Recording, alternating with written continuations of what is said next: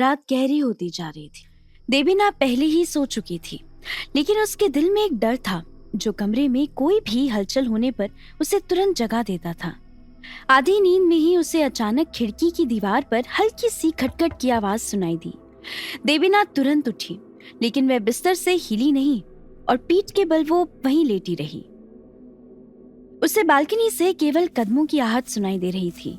कुछ सेकंड रुकने के बाद कदम धीरे धीरे दूर होते गए और जल्द ही गायब हो गए।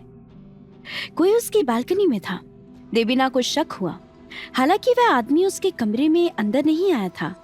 हालांकि वो नहीं जानती थी कि कोई उसकी बालकनी में आखिर आया क्यों। देवीना कुछ देर तक अपने बिस्तर पर ही सोती रही और जब उसे पक्का यकीन हो गया कि वह आदमी वापस नहीं आया तो उसने अपना मोबाइल फोन चालू किया और लाइट जलाने के लिए फोन के स्क्रीन की कमजोर रोशनी का इस्तेमाल किया। उसने सुनिश्चित किया कि बालकनी पर कोई भी ना हो।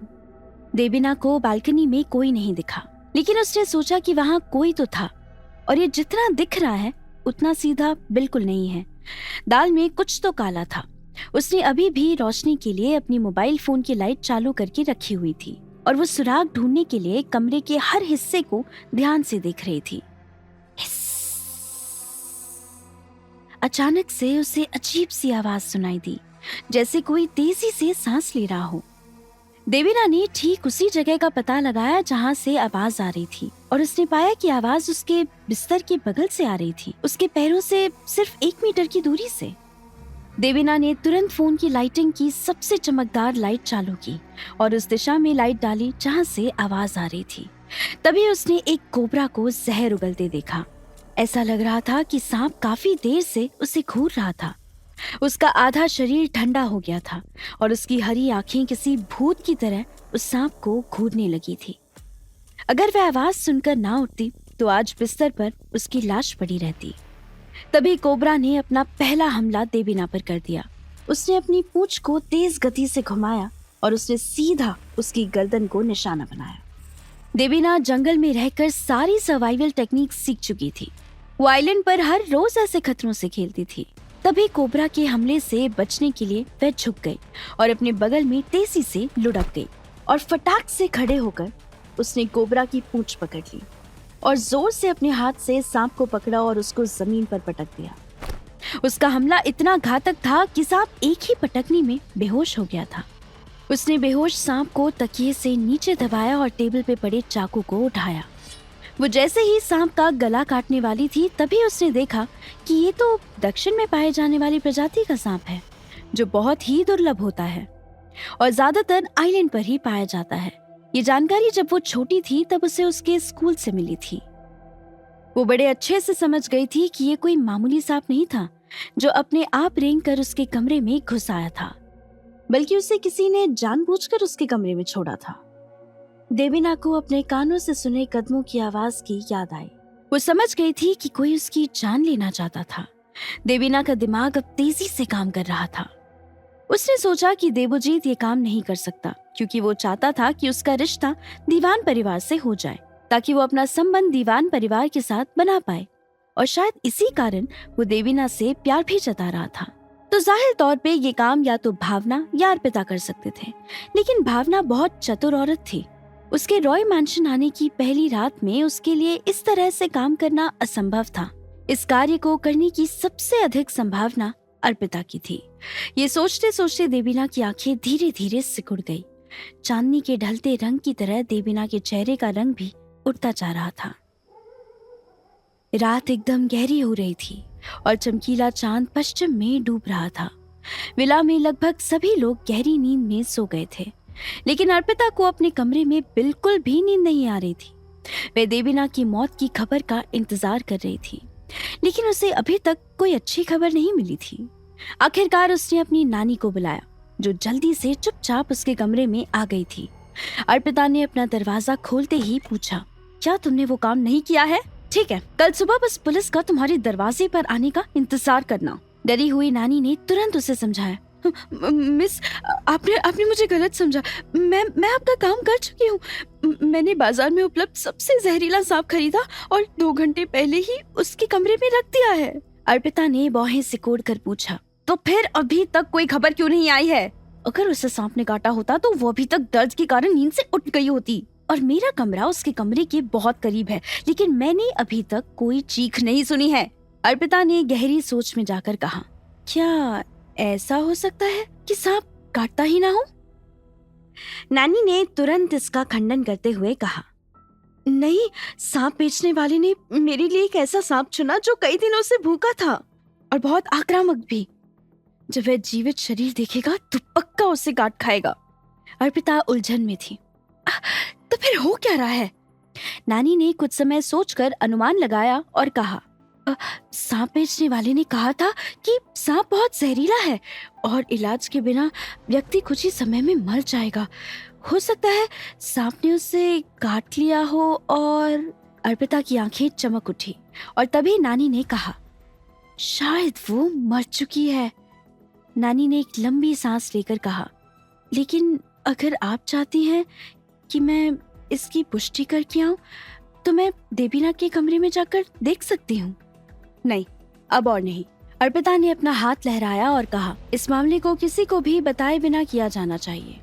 यदि तुम अभी जाती हो तो तुम पर किसी को भी शक हो सकता है। कल सुबह ही हम उसकी लाश को देखेंगे। मुझे पूरा भरोसा है कि अब तक वो मर चुकी होगी। अर्पिता अपने होठों पर मुस्कान नहीं दबा सकी और उसने खुशी से अपने गले से हार उतारकर नानी को सौंप दिया। तुमने अच्छा काम किया, ये तुम्हारा इनाम है। अगर तुम्हें भविष्य में किसी भी चीज की जरूरत है तो बस मुझसे पूछ लेना। धन्यवाद छोटी मालकिन।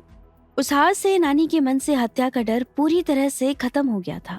ठीक है, तुम वापस जाओ, मैं अब चैन से सोना चाहती हूँ, अर्पिता ने राहत की सांस लेते हुए कहा। वो ये सोचकर बहुत खुश हो रही थी कि कल वो अपने दुश्मन की मौत होते हुए देखेगी और उसकी मौत पर झूठे आंसू बहाएगी। अर्पिता ने कमरे की लाइट बंद कर दी और बिस्तर पर वापस लेट गई। क्योंकि वह अच्छे मूड में थी और रात भी काफी हो गई थी तो इसीलिए उसे जल्दी से नींद आ गई थी। सोने के कुछ समय बाद ही वो एक सपना देखने लगी।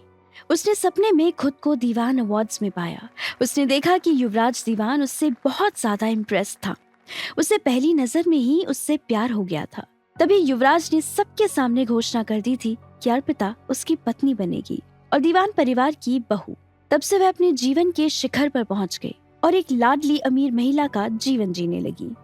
जैसे जैसे रात बीतती जा रही थी, सुबह का समय करीब आ रहा था, तभी एक भयानक हादसा घटा। एक डरावनी चीख ने आकाश को चीर दिया था। मैंशन में कई बड़े पेड़ों पर बैठे पक्षी डर गए और अपने पंख फड़फड़ाने लगे और पेड़ों की डाली से डर के मारे उड़ गए थे। क्या चल रहा है? क्या हुआ? मुझे भी नहीं पता, मैंने बस चिल्लाने की आवाज सुनी। कोई मदद के लिए पुकार रहा है। जल्दी करो, जल्दी जल्दी, ये छोटी मालकिन का कमरा लगता है। नौकर चीख सुनकर जाग गए थे और आवाज किधर से आई ये ढूंढने के बाद वे तुरंत अर्पिता के कमरे में पहुंच गए थे। अर्पिता ने सोते समय दरवाजा बंद नहीं किया था, इसीलिए नौकर दरवाजा खोलकर सीधा कमरे में चले आए। नौकरों ने देखा कि अर्पिता बिस्तर के पास लेटी हुई थी।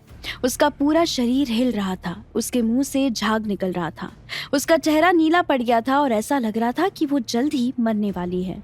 सारे नौकर स्तब्ध रह गए थे। ये क्या है? नौकर बिना समय गवाए उसे बचाने के लिए आगे बढ़ी। तभी एक नौकर ने कहा, 1 मिनट रुको, अभी वहां मत जाओ। नौकर ने भयभीत होकर कहा, बिस्तर पर एक सांप है। क्या? सभी ने नौकर द्वारा बताई गई दिशा की ओर सांप को देखा। वो सांप बड़े ही गुस्से में नजर आ रहा था और फुफकार रहा था। वह सांप आम सांप नहीं लग रहा था। उसका सिर बहुत बड़ा था और उसकी गर्दन के किनारे सूजे हुए थे और उसे देखकर ऐसा लग रहा था कि वह किसी भी समय हमला कर सकता था। सांप को देखकर नौकरों की आगे बढ़ने की हिम्मत ही नहीं हुई। वो घबराकर पीछे गिर पड़े।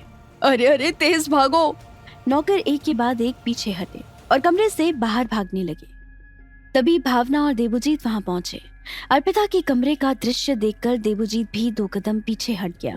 भावना का चेहरा अपनी बेटी को बेहोश पड़ा देख लाल हो गया था और वह कांपते हुए बोली, हाँ, ये क्या हो रहा है? वहाँ सांप कैसे आ सकता है? उसे सांप ने कैसे काटा?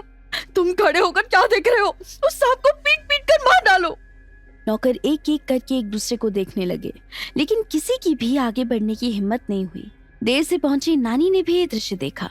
उसके चेहरे के रंग उड़ गए थे उसने सोचा, हाँ, क्या ये वही सांप है जिसे मैंने देवीना के कमरे में छोड़ा था? हाँ, लेकिन ये सांप यहाँ कैसे आया? अर्पिता की हालत देख नानी के पांव डर से कांपने लगे थे। यदि 1 घंटे के भीतर सीरम नहीं दिया गया तो अर्पिता सांप के जहर के मारे मर सकती थी, लेकिन वो इस बारे में किसी को बता नहीं सकती थी। ये सोचकर उसके मन में घबराहट का गुब्बार बन गया था। भावना ने आसपास अपनी नजर घुमाई, लेकिन कोई भी अर्पिता को बचाने के लिए आगे नहीं बढ़ रहा था। इसीलिए उसने अपने पति देवजीत से कहा, हनी, उस सांप को जल्दी से मार डालो। देवजीत की भी हालत उस सांप को देखकर डर के मारे टाइट हो गई थी। हालांकि इतने सारे लोगों के सामने वह परिवार के मुखिया होने की अपनी छवि नहीं खो सकता था। अगर यह अफवाह फैल जाती कि उसकी बेटी को सांप ने काट लिया था, लेकिन देवजीत की बिस्तर पर जाने की हिम्मत नहीं हुई और उसने अपनी बेटी को मरने दिया, तो देवजीत पूरे कोलकाता में किसी को भी मुंह नहीं दिखा पाएगा। देवजीत दांत पीसते हुए आगे बढ़ा और उसने नीचे से एक झाड़ू उठाई। तभी एक नर्म आवाज सुनाई दी, पापा, आप आधी रात को यहाँ क्या कर रहे हैं? जैसे ही देवजीत ने पलटकर देखा, उसने देवीना को वहां खड़ा पाया। उसके बाल बिखरे हुए थे और उसकी आंखें नींद से भरी हुई थी। ऐसा लग रहा था कि वह अभी तक पूरी तरह से जागी नहीं थी। उसने थोड़ा शर्मिंदा होकर कहा, तुम्हारी बहन के कमरे में से एक सांप निकला और तुम्हारी बहन को सांप ने काट लिया है और वो बेहोश हो गई है। मुझे उसे बचाने के लिए बिस्तर तक जाना होगा। अरे नहीं, देवीना ने चिंता जताते हुए कहा, ये बहुत खतरनाक है पापा, आप उसके पास नहीं जा सकते। जब भावना ने देवीना की ये बात सुनी तो उसे गुस्सा आ गया था। उसने अपना हाथ उठाया और बिना संकोच के एक थप्पड़ देवीना को मारने लगी। देवीना इस थप्पड़ से आसानी से बच सकती थी। वह कुछ सेकंड के लिए झिझकी और उस थप्पड़ से ना बचने का फैसला लिया। तभी फट की तेज आवाज आई और बड़े जोर से वो थप्पड़ देवीना के चेहरे पर पड़ा। बहुत बढ़िया, देवीना ने सोचा। देवीना के गोरे और नाजुक गाल अचानक सूज गए थे और उसके चेहरे पर 5 उंगलियों के निशान स्पष्ट रूप से छप गए थे। भावना ने थप्पड़ मारने के बाद देवीना को कोसते हुए बोला, तुम छोटी कुतिया, तुम बस यही चाहती हो कि तुम्हारी बहन यही मर जाए, है ना? तुम दुष्ट दिल रखने वाली लड़की, यहाँ से चली जाओ। बटलर, इसे तुरंत इस घर से बाहर निकालो। उसके बगल में खड़ा बटलर कंफ्यूज था कि उसे क्या करना चाहिए, इसीलिए उसे इंतजार करना पड़ा और देवजीत की प्रतिक्रिया का वो वेट करने लगा। देवजीत के कुछ कहने से पहले ही देवीना की आंखें नम हो गई थी और अत्यधिक शिकायत के साथ कहा, पापा, मैं सिर्फ आपकी सुरक्षा के बारे में चिंतित थी। आप परिवार के मुखिया हैं। अगर आपको कुछ हो गया तो क्या होगा हमारे परिवार का? मुझे अभी मेरे पिता मिले हैं और मैं अभी जिसके सबसे ज्यादा करीब हूँ उन्हें मैं खोना नहीं चाहती। ये शब्द देवजीत के दिल को छू गए थे। निश्चित रूप से ये उनकी प्रिय बेटी थी जिसने उन्हें समझा। देवजीत ने अपनी बाहें सिकोड़ ली और भावना को घूरने लगा। ठीक है, लेकिन तुम बच्ची को क्यों मार रही हो? उसे तो बस मेरी सुरक्षा की चिंता है, भावना ने जवाब दिया। लेकिन ये साफ है कि वो अर्पिता को। भावना की बात काटते हुए देवीना ने कहा, अगर आपको ऐसा लगता है तो मैं अभी आपको गलत साबित कर दिखाऊंगी। देवीना ने अपने पापा के हाथ से झाड़ू लिया और वो निडरता से अर्पिता की ओर आगे बढ़ी। क्या अर्पिता अब एक नया षड्यंत्र रचेगी? क्या भावना देवजीत को देवीना से दूर कर पाएगी? क्या देवीना को अपने परिवार के राज पता चल पाएंगे? जानने के लिए सुनते रहिए पॉकेट एफएम।